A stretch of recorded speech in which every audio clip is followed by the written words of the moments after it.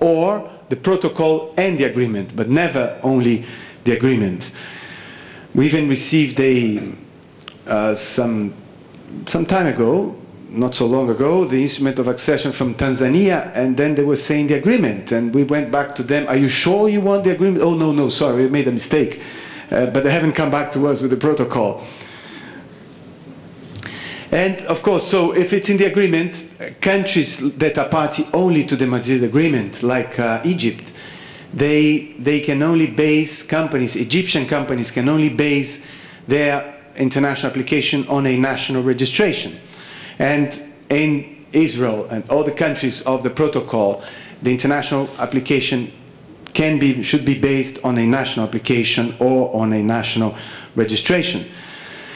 The language of the agreement was only French, and that was one of the reasons that prevented many countries, including the United States and the UK, from joining. And subsequently, 2 other languages were added to the Madrid system. So in the Madrid protocol, we have the French, the English, and the Spanish languages. The refusal of protection. When I mentioned that when a country is designated through the Madrid system, it's up to that country to refuse or not. So there's a deadline, as it was mentioned here, and the deadline is 12 or 18 months. In the agreement is only 12, in the protocol it's 12 or 18. It depends on the country which option it chooses. And I understand that Israel has decided for the 18-month option. But it may be longer in case of oppositions.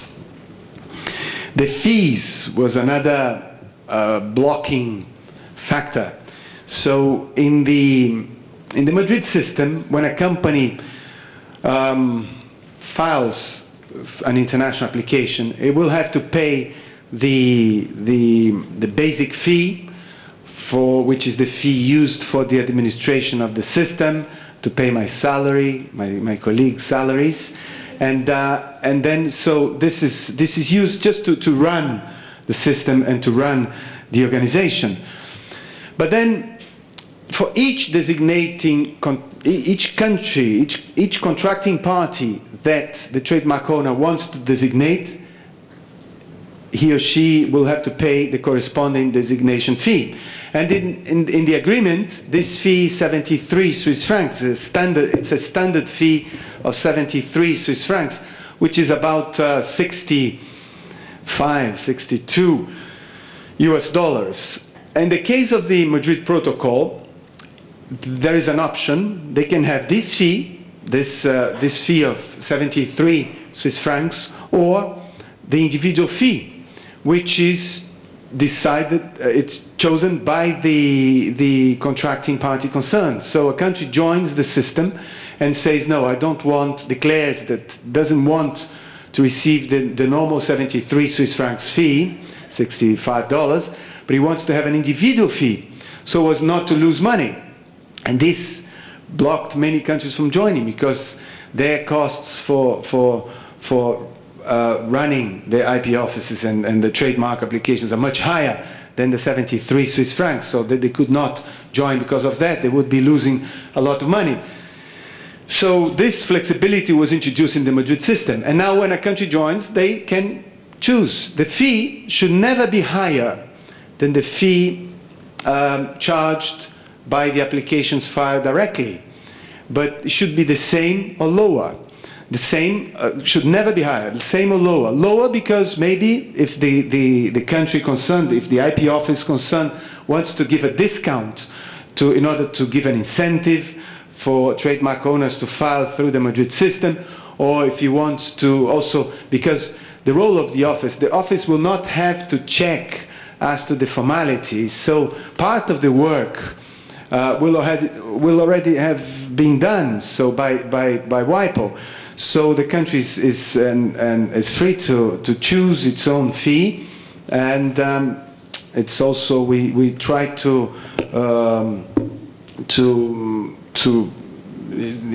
say that a discount would be beneficial to the users of the Madrid system. The contracting parties which we have under the Madrid system, in the agreement, it's only states, only countries can join the agreement. And in the Madrid Protocol, countries can join an intergovernmental organization. So we have so far 79 countries and one intergovernmental organization, which is the Office for Harmonization of the Internal Market, which is the European Trademark Office with headquarters in Alicante. So they joined the Madrid system, despite the fact that all of its members, or almost all of its members, were party already to the Madrid Protocol. Almost all, because one country out of the 27 is not member, it's Malta. They have not yet joined the Madrid Protocol, but they are members now indirectly through the community trademark. So then, with the accession of the European Trademark Office, there was established a link between in order to facilitate the protection of European trademark owners abroad, and also from trademark owners from every corner of the world in Europe.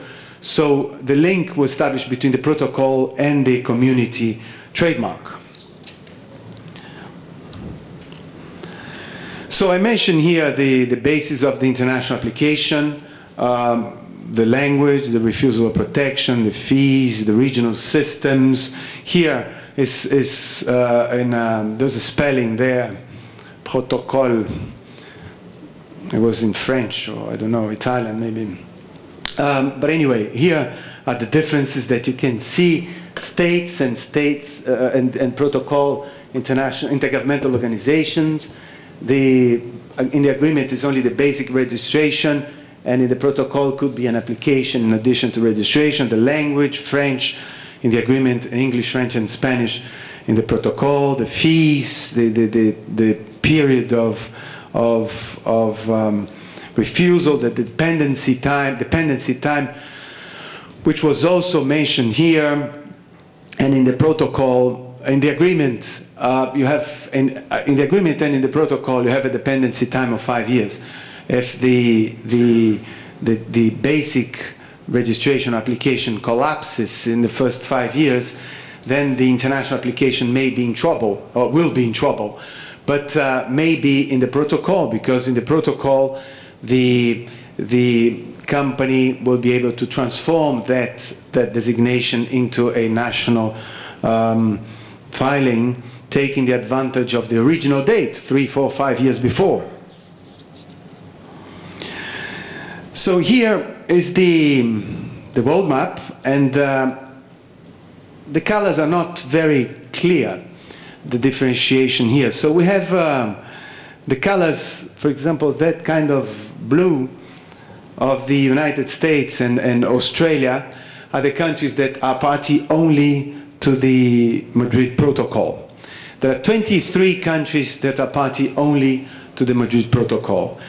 The blue that you find in China and Russia and in France and Germany and Spain, that in Italy, that color refers to the countries that are party to the old Madrid Agreement and to the Madrid Protocol. The countries and this kind of purple, Egypt, Sudan, and Algeria, for example, they are party only to the old Madrid Agreement, and there are 7 countries party only to the Madrid Agreement. And the countries in gray are the countries not yet party to the Madrid system.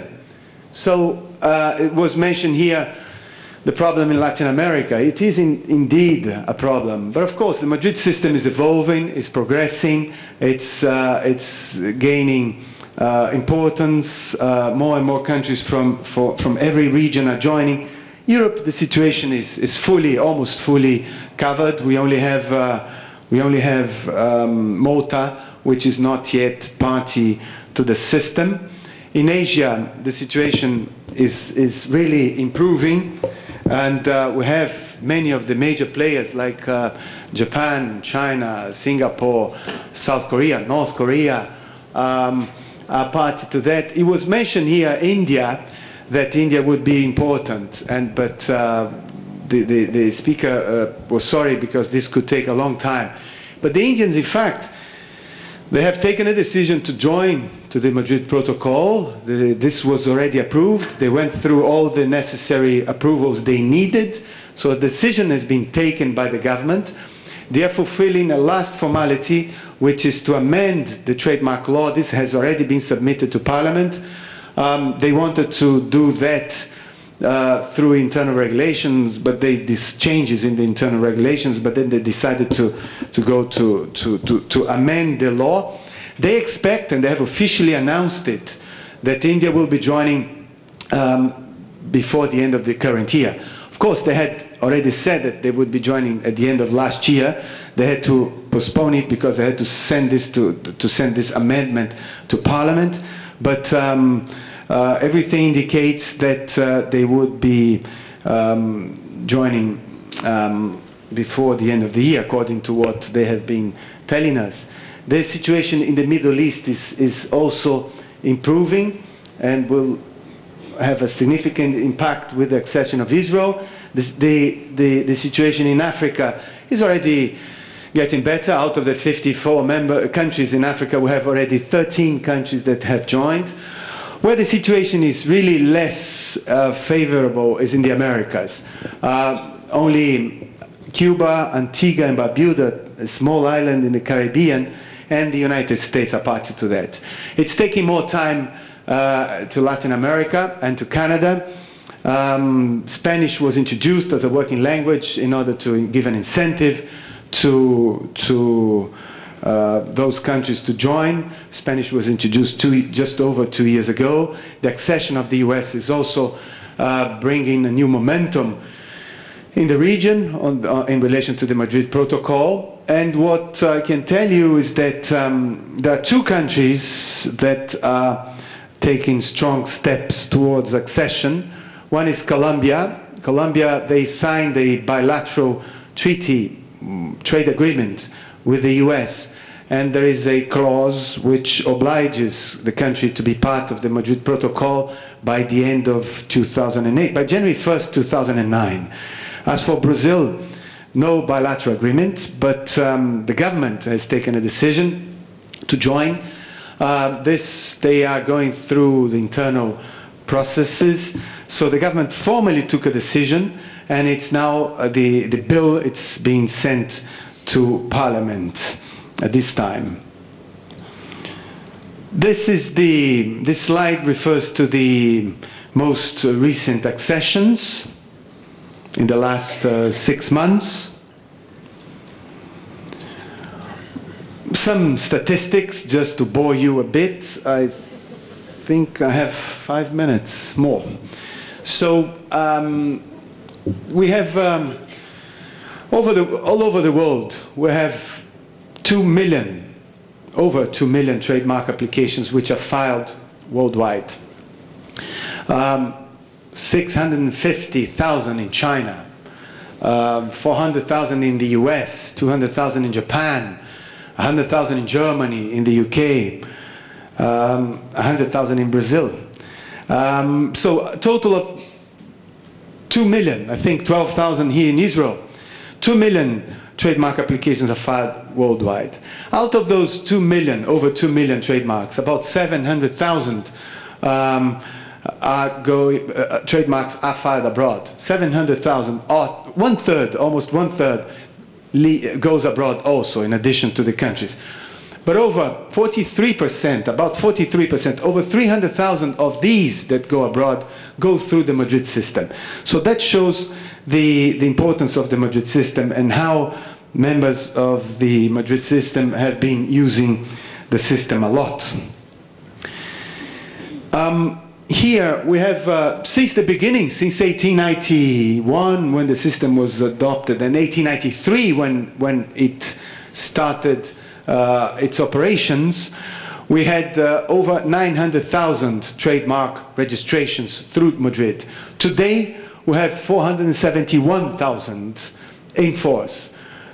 The oldest one is from 1893. It's for the watch Longines, Swiss watch Longines, and has been renewed since 1893. But today we have over 470,000 trademarks in force registered with us. which correspond to 5 million trademarks registered worldwide, because each international registration designates an average between 10 and 12 countries. So we have over 5 million marks registered through the Madrid system worldwide. So these 471,000 trade registrations in force, they are owned by just under 160,000 trademark owners. I'm speaking these numbers, but now I'll try to make more sense and to show why I'm emphasizing on this. Because many people say that, well, trademark protection in the end is only for big companies, is only for rich nations, and so there's not going to be much use for companies from smaller economies or from the developing countries. So, but the system, these numbers here, it looks very complicated. I don't know if you can see from the back there. Can you see it from the back? The numbers, they're quite small, but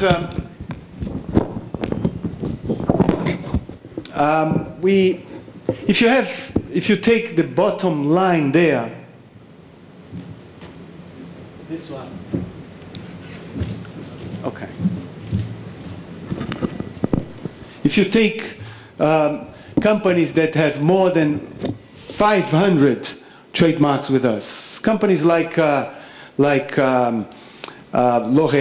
like Nestlé, like Daimler Chrysler, Syngenta, they have thousands of trademarks abroad. Syngenta has over 30,000 trademarks abroad, Daimler Chrysler too. So companies that have more than 500 trademarks with us, there are only 22 companies out of 160,000. Only 22 companies have more than 500 trademarks. So these massive companies, there are only 22.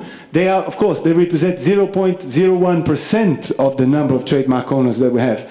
But one may say, well, of course, a company that has 100 trademarks is also a huge company. So it's okay, from 100 to 500 trademarks, there are 280 companies, meaning 0.18% of the total. And if we go to the top there, companies that have 1 or 2 trademarks with us, there are 128,000.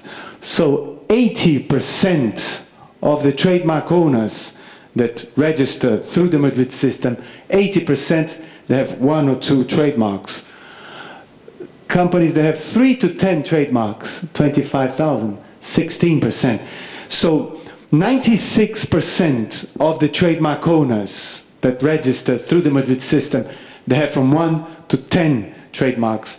They are small and medium-sized companies that go to the Madrid system, go through the Madrid system because of the simplicity and because of the cost effectiveness of the Madrid system.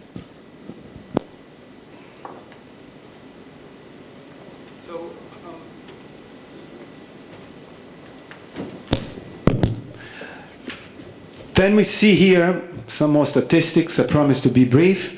The top filer members in last year, in 2006, Germany has been, for many years now, the country with the largest number of applications. So 18% of all the applications filed in the Madrid system are from Germany, followed by France, and the United States, that joined only over 3 years ago, in November 2003. They're already ranking number 3 in terms of filings, followed by Italy, Benelux, Switzerland, and China. For the second year in a row, for the first time, a developing country appears in the top filer list. This is just to show you the evolution from 2003 to 2006 of the number of filings. There is a better slide in a minute. This is the number of renewals, just to show you the curve going up. This is number of designations. I won't bother you with this. Amount of fees paid. So here, that's the slide I was referring to. That shows from 1996 to 2006.